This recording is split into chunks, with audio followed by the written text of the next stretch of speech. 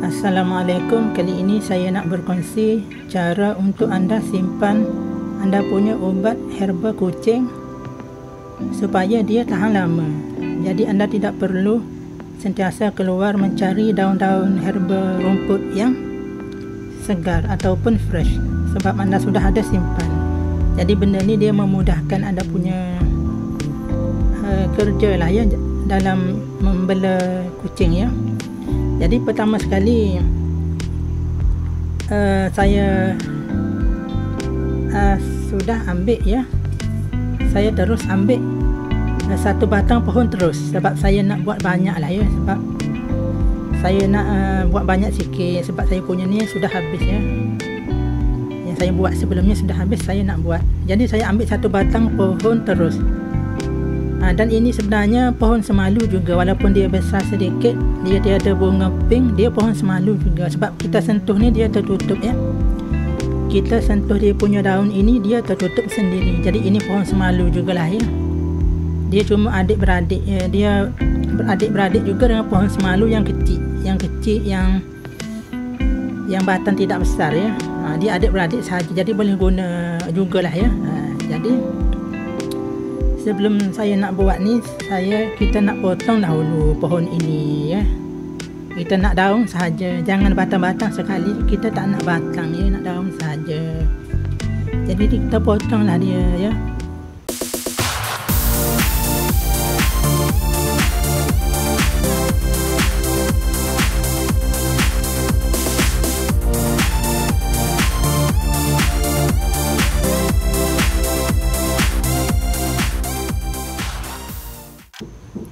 Jadi rasanya sudah okey ya, sudah okey lah ya, banyak ni ya. Jadi ini kita punya, boleh lah ya, kita boleh buat dalam banyak ni lah ya. Kita tak boleh proses banyak-banyak sangat ya. Jadi pertama sekali perkara yang anda perlu buat adalah anda perlu dapatkan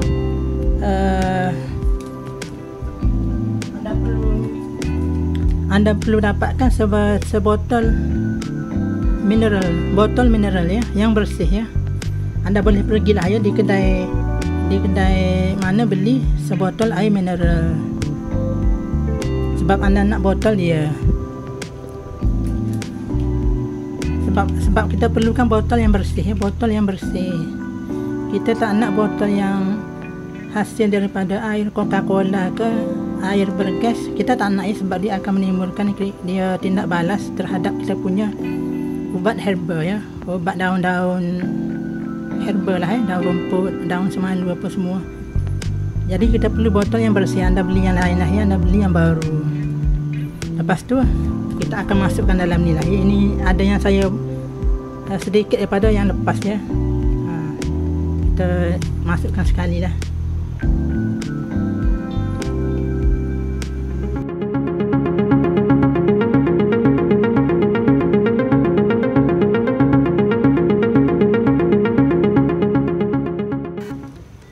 Okey, sekarang kita sudah masukkan dia dalam botol ya, dalam botol mineral ya. Jadi kita pergi ke langkah yang seterusnya. Jadi langkah seterusnya adalah proses apa yang kita gunakan adalah kita perlu mengeringkan kita punya herba ini di bawah panas matahari ya, panas matahari yang terik, yang matahari yang kita perlu yang ada bayang ya. Cumanya apa yang saya nak sebut adalah benda ni kita perlu, tidak boleh biarkan dia setumpuk ya. Kita perlu dia merata dia punya ni ya. Tapi dia tidak apa ya, kalau kita tak rata sangat pun tak apa. Tapi yang pentingnya kita jangan masukkan banyak lah benda dalam ni, jangan masukkan banyak ya. Kita perlu tinggalkan ruang udara yang banyak ya, supaya dia lembapan boleh keluar, dia mudah untuk keluar ya. Ini jangan andal tu, jangan ditutup lah ya, sebab dia nak keluar, dia punya lembapan tu nak keluar ya.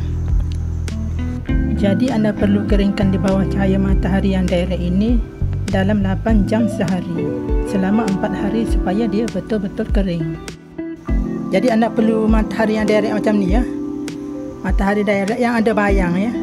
Macam anda tengok ini dia ada bayang ya. dia ada bayang. Kalau matahari yang tak berapa, yang tak ada bayang, kita tak boleh keringkan lah ya. Dia tidak berkesan ya. Dia tidak mampu membunuh kuman ya, supaya dia kering dan dia tahan lama. Jadi itu kita punya cara semula jadinya. Kalau anda nak buat menggunakan secara, dia ada juga alat dia ya, alat pengering dia, dipanggil dehydrator, tapi anda perlu belilah ya. Dia tidaklah mahal sangat ya, dalam 100 saja macam itulah ya. Jadi tapi dia guna elektrik dan anda tidak perlu hujan-hujan pun anda boleh buat ya. Tapi saya ni macam hari ini hari yang panas ya, sebab beberapa hari sebelum ni memang cuaca mendung dan dia hujan. Jadi memang saya tak dapat buat lah ya. Hari ini saya nampak panas. Jadi itu yang saya nak kongsikan cara buat kepada anda ini, sebab saya boleh buat hari ini. Jadi pertama sekali macam saya ni, saya duduk di atas bilik atas ya, ada zinc tu ya. Jadi anda perlu cari tempat yang boleh tidak diganggu orang lah ya, untuk mengeringkan dia. Macam saya ni, saya senang saja ya. Saya guna kabel tie ni, saya guna di batang penyapu ni ya. Saya pulas-pulas ya. Lepas tu saya buat macam ni saja ya.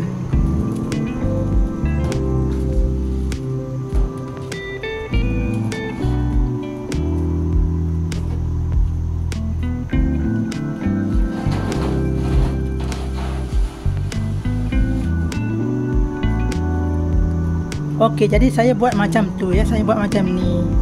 Sebab saya punya bilik ni menghadap matahari ya, menghadap matahari. Jadi matahari belah sana ya, dia akan muncul dan dia akan tenggelam di belakang saya ni ya.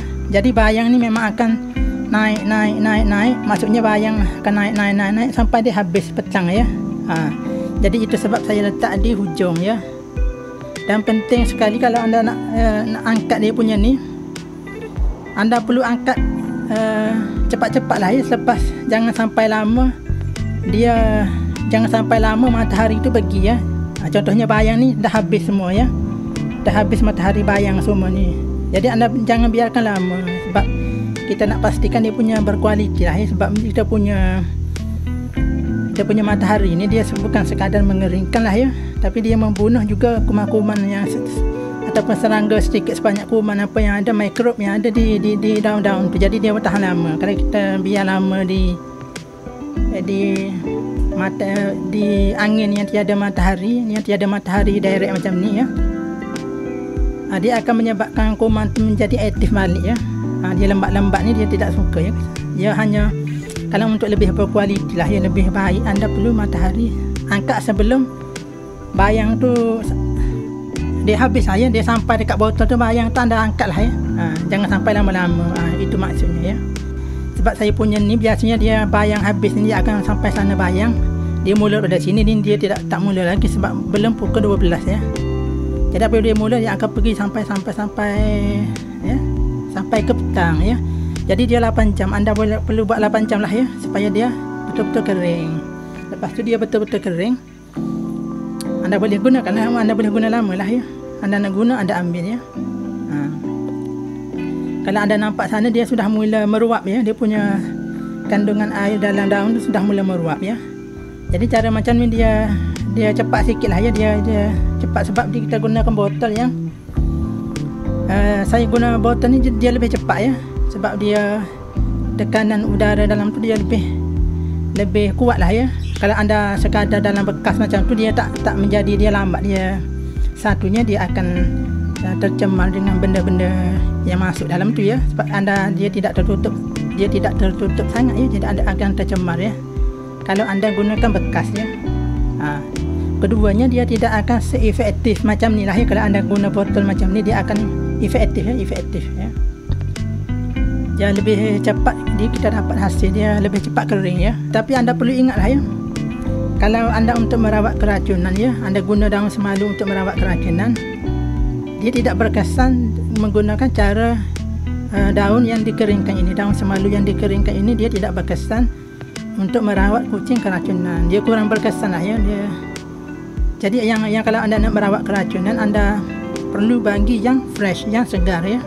Kalau selain daripada itu, anda guna daun semalu renih ni untuk selsema, batuk dan lain-lain, bolehlah ya anda dalam bentuk kering macam ini sebab anda renih ya. Tapi kalau daun semalu anda tumbuk air tersebut untuk merawat kucing keracunan, dia kurang berkesan lah ya. Jadi yang kering ini kurang berkesan, jadi macam tu sajalah ya. Tapi kalau yang selainnya boleh guna. Kalau anda untuk renih ni, rumput mata lalat ke, daun dukung anak ke ya, untuk merawat batu karang ke contohnya ya. Jadi sekarang itu dahululah perkongsian saya pada kali ini. Saya harap anda boleh, kalau ada manfaat anda boleh ambil ya, supaya pembelaan kucing di rumah anda tu menjadi lebih mudah ya. Anda boleh rawat dengan senang dan mudah anda sebagai tuan kucing ya. Okeylah ya, video ini sudah panjang, jadi kita bertemu lagi dalam video yang seterusnya. Assalamualaikum.